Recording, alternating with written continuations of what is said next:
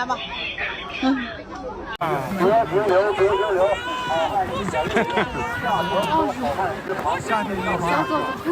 哎呀！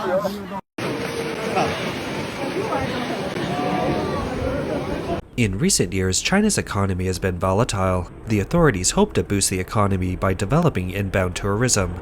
When this goal failed, the CCP could only hope that Chinese citizens would travel as much as possible during holidays.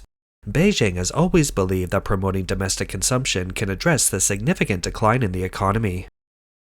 Once glorious real estate giants are struggling to stay afloat, local government debt continues to rise, and persistent youth unemployment leaves the future of highly educated university graduates uncertain. So, will the CCP's planned economic revitalization plan be effective? In this episode, we'll examine the answer to this question. On June 2nd, the 2026 World Tourism Cities Federation Beijing Shangshan Tourism Summit opened in Beijing.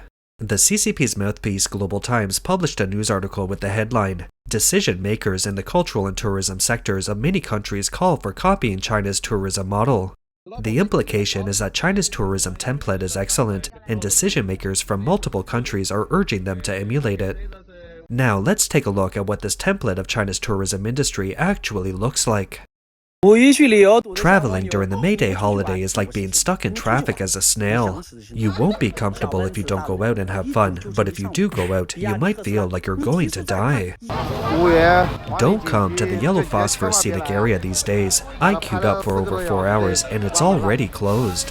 Their organization and coordination are terrible. Where are you spending your May Day holiday? Look at the back of my head. Beijing's Temple of Heaven. Even the emperor would have to queue. Dunhuang singing sand dunes. Chongqing's Hongyadong. Beijing's Badaling Great Wall. Chaozhou Ancient City. Shanghai's Bund. Xi'an's Tong Paradise. This is Wangwei Golden Beach. After being stuck in traffic for over an hour, this is what it looks like, a stinking ditch.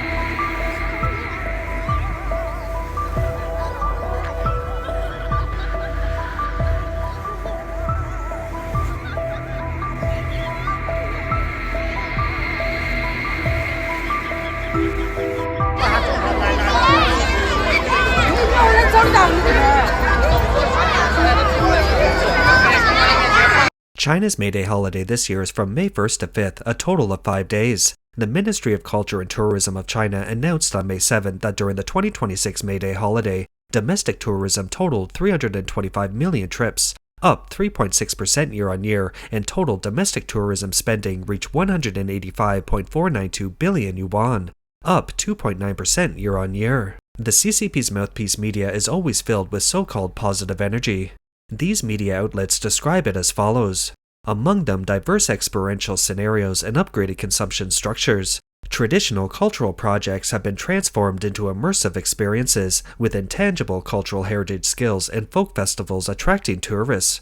Technology empowers cultural tourism experiences with automobile factories, trendy cultural and creative products, and AI exhibitions becoming new hotspots. Concerts, music festivals, and sporting events boosted cultural tourism consumption. Nationwide, 32,000 commercial performances were held, excluding entertainment venues, generating box office revenue of 2.476 billion yuan, a year-on-year increase of 14.66%. The headline of related reports in Hong Kong media, which has already been co-opted by the CCP, is "Traffic and consumption soar. The May Day holiday showcases the vibrant vitality of the Chinese economy." Of course, the number of people who believe the party's media reports is gradually decreasing. Therefore, when Chinese netizens encounter difficulties, they often say something ironic. Let me live in the world of CCTV's news broadcast. News broadcast is the most important news program on state television, broadcast every evening at 7:30 p.m. during prime time. This news program strictly adheres to the party's will. No matter how much hardship you endure after watching news broadcast, you will feel incredibly fortunate. Because you are far happier than Americans, Europeans, Australians, and people in any country you can imagine. It's just that Chinese people have been brainwashed by such programs for over 70 years. Many people have traveled abroad and finally realized that the CCP's definition of happiness differs from that of other countries, even during the May Day Golden Week. Mount Tai is terrifying. I'll never come here again.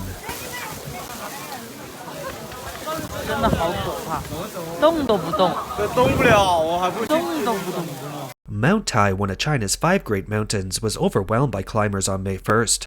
Shops along Taishan Tianzhe Heavenly Street were packed, and many tourists were even sleeping on the floor in hotels. Even though a night's bed cost $14, it was still difficult to find a spot. One female tourist said she planned to watch the sunrise the next day, so she started her night climb on May 1st, but it started raining halfway up.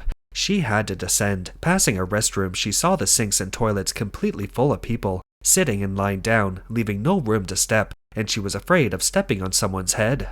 A restaurant owner in Mount Tai said that because hotel accommodations on the mountain are expensive, many tourists sleep and rest in restaurant and hotel lobbies, with costs generally ranging from $8 to $14. Resting in the lobby until 3:30 a.m. to watch the sunrise costs $8. If you only eat a cup of instant noodles, you can only stay in the restaurant for half an hour, and a cup of instant noodles costs $2. The Great Wall in Beijing has also seen a massive influx of visitors, and other attractions, such as the Temple of Heaven, are packed with tourists. Many netizens commented, "Going to tourist attractions is like simply going to see people." Due to the large number of visitors, many scenic spots have implemented flow control measures, or even suspended ticket sales or stopped admitting visitors. May 2nd, 2026, I'm currently standing across the street from Yanghe Temple. The street is currently under lockdown. As you can see from the camera, there are tons of people. Looking further back, that blue bus isn't aligned, it's further back. There are so many people. This is the main entrance to Yanghe Temple. The situation is similar at other famous tourist attractions in China. Shenzhen Dameisha, look how many people there are. It's 100 million or 200 million.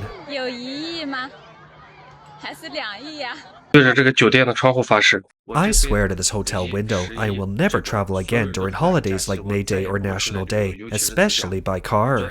Yesterday, I was stuck in traffic in Bosten Lake and almost cried. I couldn't even get into the scenic area for 6 hours. I ended up going back to Korla. I left Urumqi at 8 a.m. and didn't arrive in Korla until almost dark. I've never been so tired. Beihai Silver Pool. I am tricked into coming here. Looking at the pictures and then at reality, I really don't know what to say. I will never come to this place again. May 2nd, see? The crowns on Central Street, May 2nd. I paid $13 to see the Rainbow Mountains.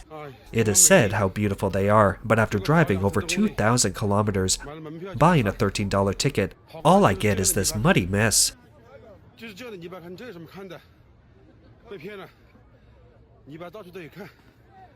What else does the CCP want the world's tourism decision makers to learn? Outrageously high prices and deals you have no choice but to pay. Is this still northwest of my country? The Emerald Lake on the Qinghai-Gansu Loop looks like a construction site. What is this? They dragged me here to see cement everywhere, and now they charge an entrance fee plus a ticket for a mini train. We haven't done anything, and the entrance fee plus the train ticket is $59. Just look at this. You charge such a high price all at once. You know no one will come back next time, right? $29 per person. You'll earn that back in no time. Oh my god, simply one trip is $443.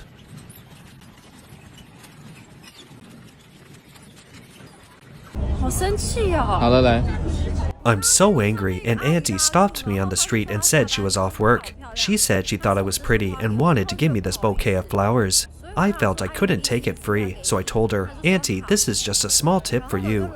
She agreed and I gave her $1.50 USD. She said it wasn't enough for food, so I said I really didn't have any cash left. I said I only had NT dollars and she said I should give her 100 NT dollars as a souvenir. So I spent 22 USD on this bouquet. Now the Oriental Pearl Tower is dark. What am I supposed to do with these flowers?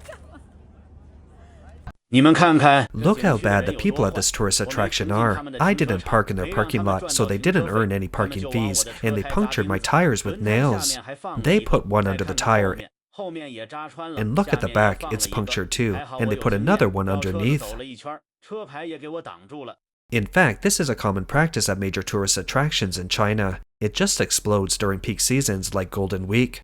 During the 2026 May Day holiday in China, numerous videos online showed hotel operators maliciously raising prices, skyrocketing room rates, and scalpers reselling tickets in many tourist areas. Popular tourist spots are ripping off tourists, and due to the overcrowding, tourists are sleeping in hotel lobbies or on the floor, resulting in a terrible travel experience for the public. Many netizens commented, "This is commonplace in China. It's the moral decay under the CCP's education, and the evil result of years of education." I drove a full 1,100 kilometers to Xiamen for the May Day holiday, hoping to relax with the sea breeze and seafood. But I regretted it immediately. The whole trip was incredibly expensive. I learned a harsh lesson about Xiamen's May Day prices.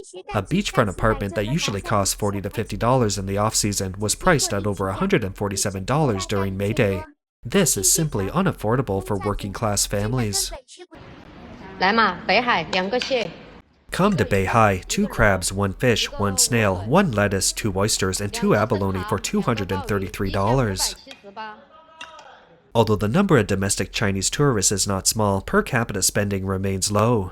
The overall uncertainty of the Chinese economy has made people more focused on saving, so they are looking for good value for money. They still go on vacations and shop, but they are more frugal. In this day and age, focusing on people age 50 and above is the only way for your brick-and-mortar store to have business and potentially make money.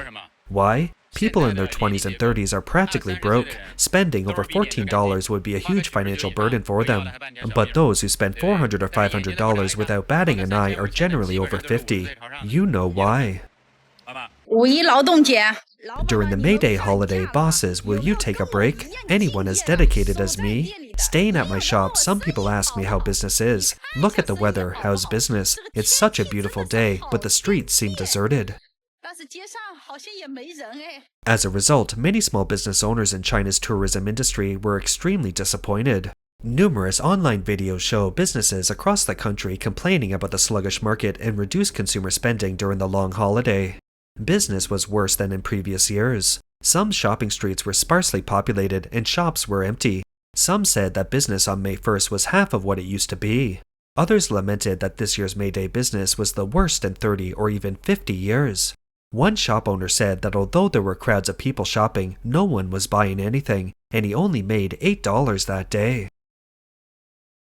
The store was completely empty. I'm going to go out and check the streets now. Is it a problem with our street or with my store? This shoe store is empty, the clothing store is empty, the 2 stores across the street are empty, even the jewelry store is empty. That store is empty, this store is empty, even the ones with such luxurious decorations are empty. This shows it's not a problem with the store, nor is it a problem with the street.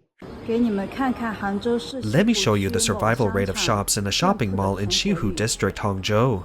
This whole row of shops has closed down, including this one.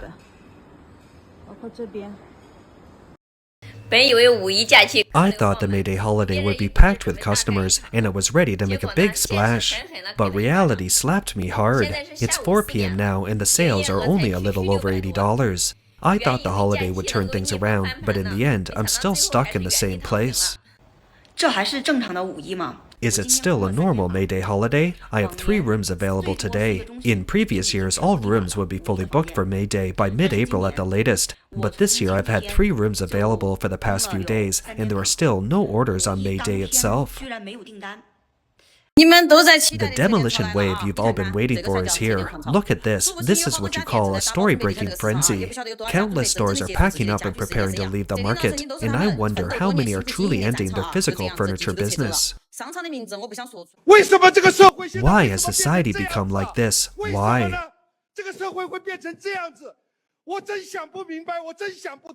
Because of declining purchasing power and the CCP's tightening of passport control, many Chinese people no longer have the financial means or the right to travel abroad.